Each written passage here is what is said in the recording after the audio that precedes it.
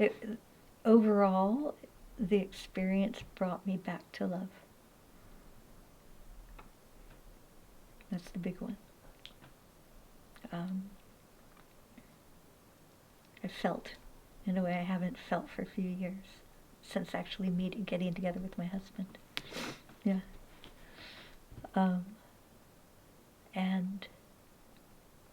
But it took me further than that.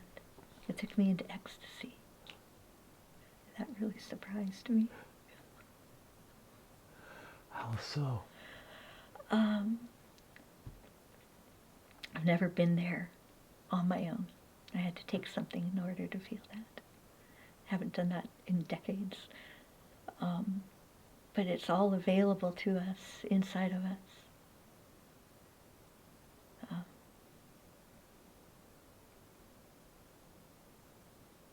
The heart is greater than the mind.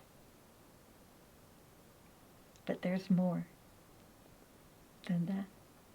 There's deeper. And finding the key into that deeper space can bring you to ecstasy. What was your key into that space? Mm-hmm. The key out of my mind was gratitude. And for the first time in my life, I actually felt gratitude as love in my heart, as I was going over my list of things I'm grateful for.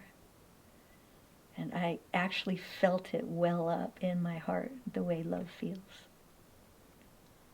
So that was big. And that kind of brought me into a state of bliss. And then it was something you said one night, that because all of that still had words, and you asked me if I found the space in between the words, and there I know how to do that. But there were a lot of words with the I.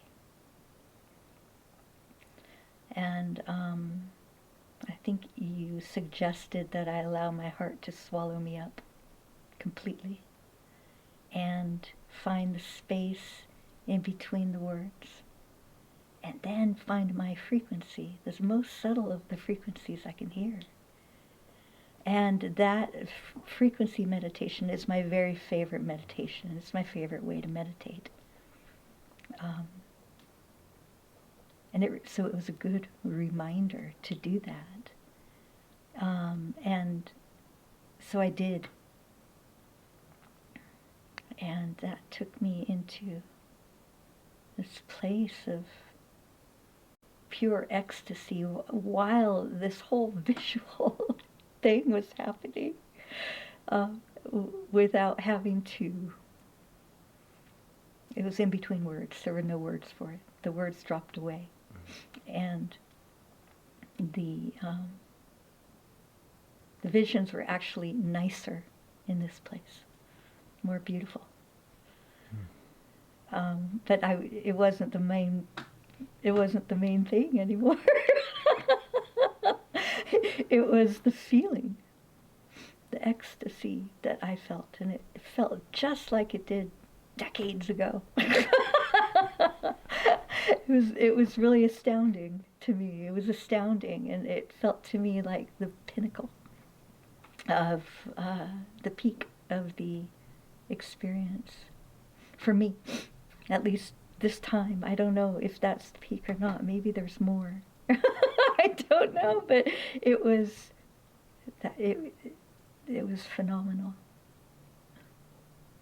Remembering to feel, and it wasn't until I was feeling that the gate opened. Right? The mind's open, the third eye's open. It's so open.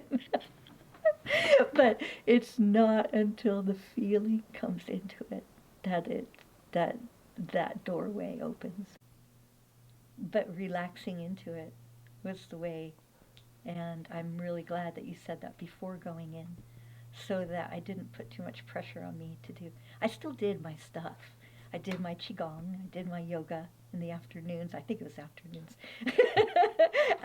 I did and I meditated And then I tried to just be. So I still did my stuff every day.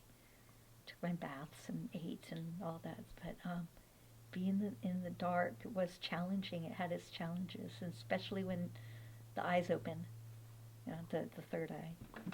Because, yeah, you're seeing a lot. You're seeing a completely different landscape, different to what's inside. So you might think that you have 3 feet and you only have a half a foot. So there were challenges, but you just feel. You feel with your everything. You feel with your heart. You feel with your feet. You feel with your hands. With everything, it's about feeling.